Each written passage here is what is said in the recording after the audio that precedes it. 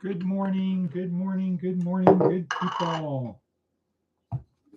Today is Saturday, February 21st, 2026. Here we are in Southwest Nevada once again. Okay,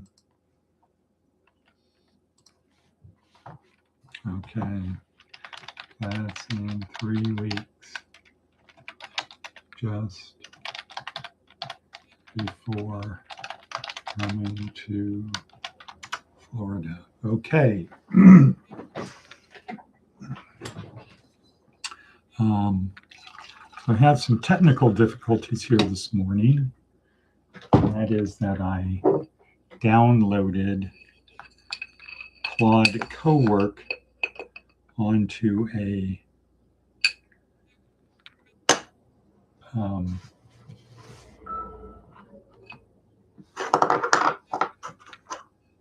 Linux machine, and you can't do that. That's an illegal operation. Illegal operation. It's not supported, so it's causing havoc on my Google Docs. Trying to overlay a Word format over top, so keep it anyway.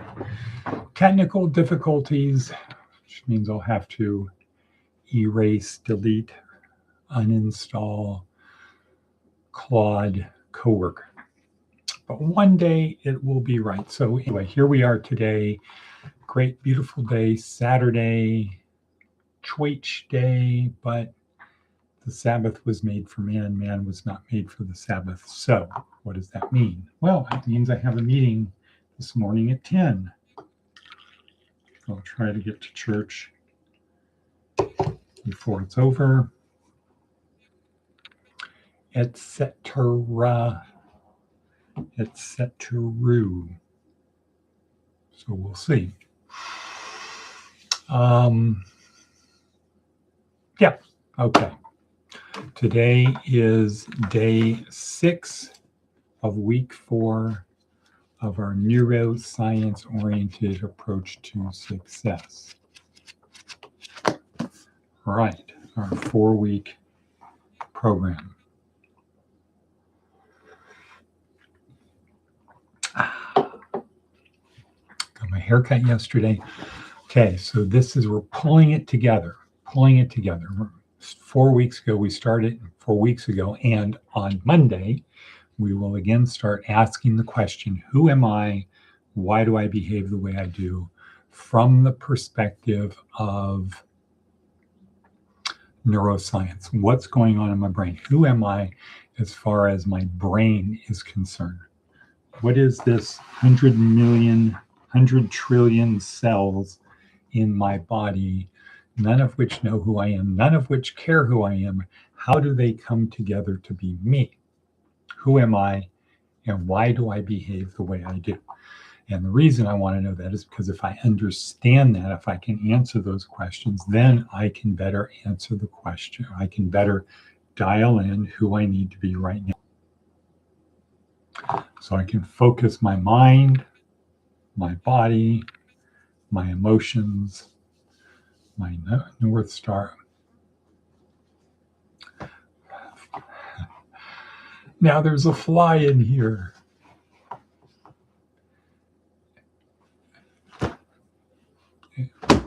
Got him. Hopefully it didn't go in my coffee. FAFO, fly around, find out.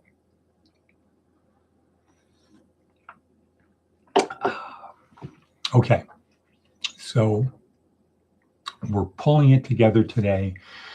And this week, week 4, the idea is about now I have my purpose, I have myself disciplined, structured, I have the people who are going to help me do this. I'm starting to do it. And now, I don't know if it's getting better or worse. And now I have to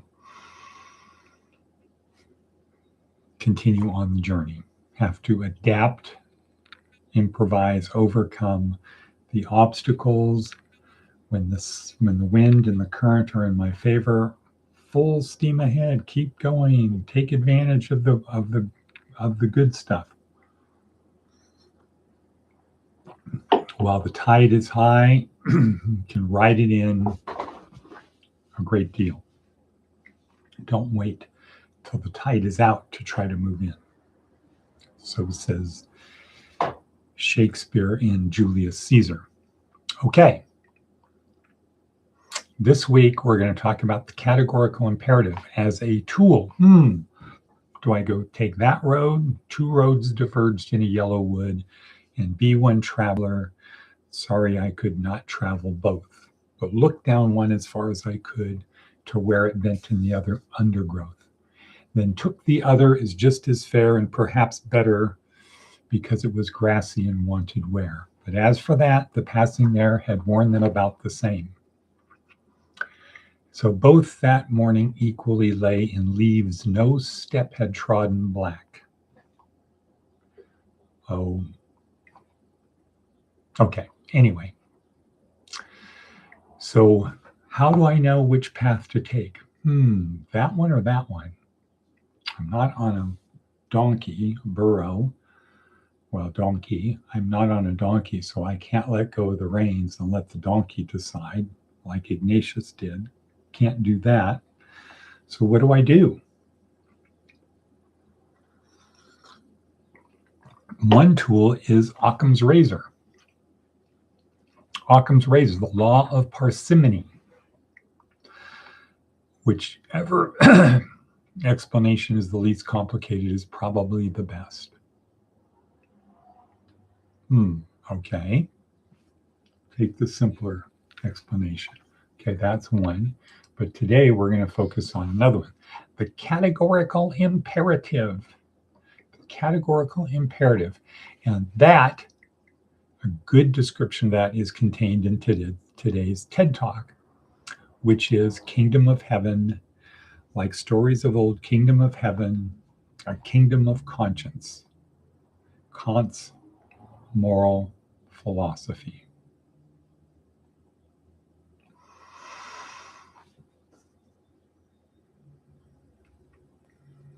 Okay, based upon maxims. Which maxim do I choose? So, categorical imperative. We're going to come back to that. Let's first see if we can get, holy moly. Let's see if we can get to the advice from an 80-year-old. Advice from an 80-year-old. We'll come up with that quickly. Have to do it the hard way. Advice from an 80-year-old is, what do we have today? Today it is loosen up, relax, except for life and death matters. Nothing is as important as it seems. Right. There's a lot of mental health problems in the youths today, because of anxiety. And they have anxiety over things they don't control. They believe the world is dangerous, it's bad, everything's gonna fall apart, people are bad. Where the reality is it's better than it's ever been. It is better than it has ever been. Or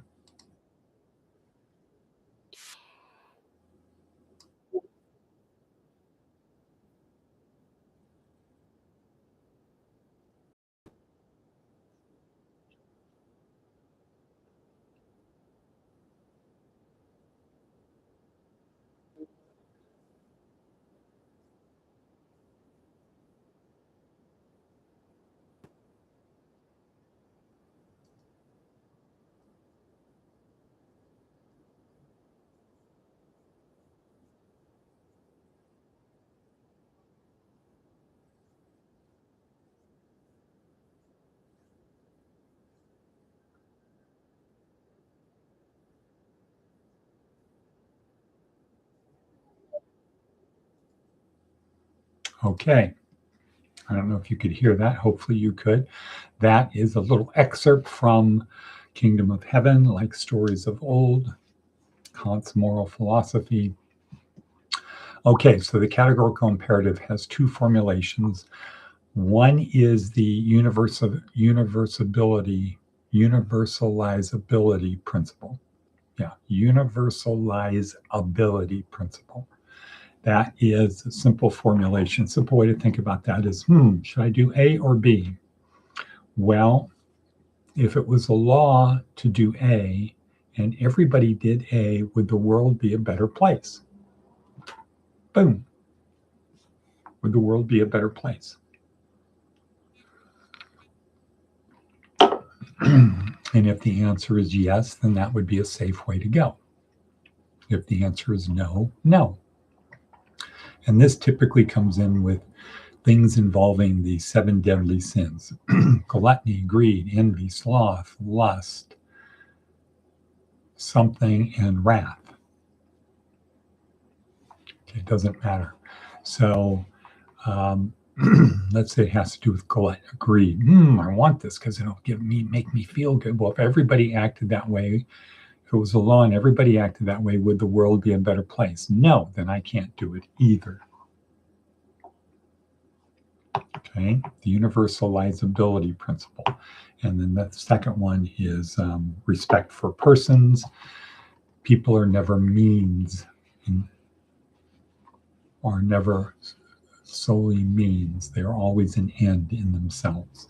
So we don't treat people as things to be manipulated.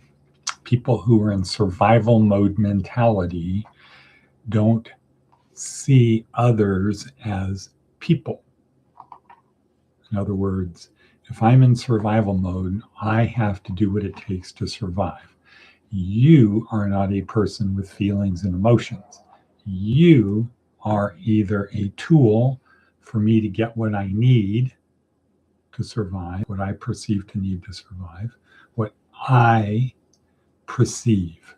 So it's not what other people perceive. It's not reality. It's just what I perceive that I need to survive. You are either a tool to help me get that.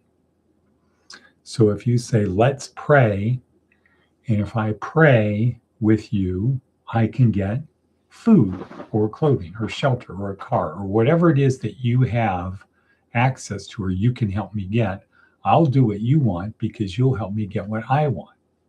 Or you're an obstacle. You're in my way. I need to get around you, over you, behind you, through you. I need to get, you're in my way. You aren't the obstacle to my getting what I want and need. So that aggression will not stand. Next. Okay, let's see what Seth Godin has to say. Brown rice and status.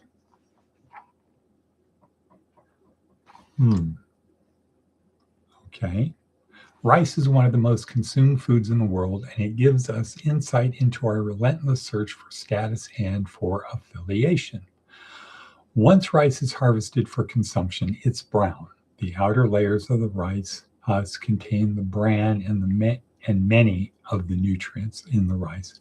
And yet, most people, including many of the poorest people in any population, only eat white rice.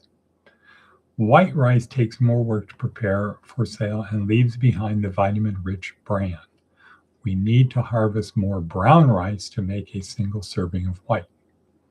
The origin of milling rice has to do with storage. Brown rice goes rancid much sooner, particularly in warm climates. As a result, white rice is more reliable. You're not going to serve a bad batch. The reliability led to status. Status in serving it and in consuming it. You might not have much, but at least you can eat white rice. Once that signal is established, it becomes a sign of cultural affiliation. If your family or neighbors are doing it, it's important to fit in. People insist that white rice is normal and that they prefer it, but that's only because of their history and culture. When white rice became a popular commodity and a signal, the demand for brown rice went down. Now it's a specialty item, and that increases the price, apparently contradicting the very signal about status that made it unusual in the first place. For some folks, the rarity, healthiness, and price of brown rice make it a new sort of status symbol. With improved supply chains and storage, brown rice is nearly as resilient as white rice is now.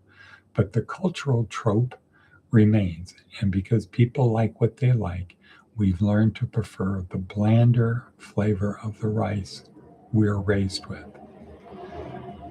If status and affiliation transform the market for one of the most basic commodities, it's not hard to imagine what they do for wine, for clothing, and even for smartphones. Right, status and affiliation. So the better rice is not the rice that people like. They like the unhealthy rice, but that was because it lasted longer, didn't go bad. So we chose the preservative type models. Not that it was preservatives, but like food with preservatives in it because it was not bad. Maybe we wouldn't get sick or it wasn't stale or whatever. So we put preservatives in. We chose that. We liked that better because we knew it was going to be okay,